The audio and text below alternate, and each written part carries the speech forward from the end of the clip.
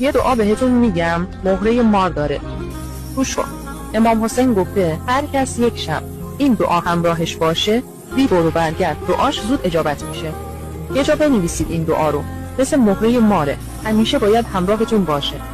اللهم انت ثقتی فی کل کربته و انت الرجایی فی کل شدته و انت فی کل امر نظر به ثقتی بعده اجابت الدعا. دیدی میگن طرف مهره مار داره؟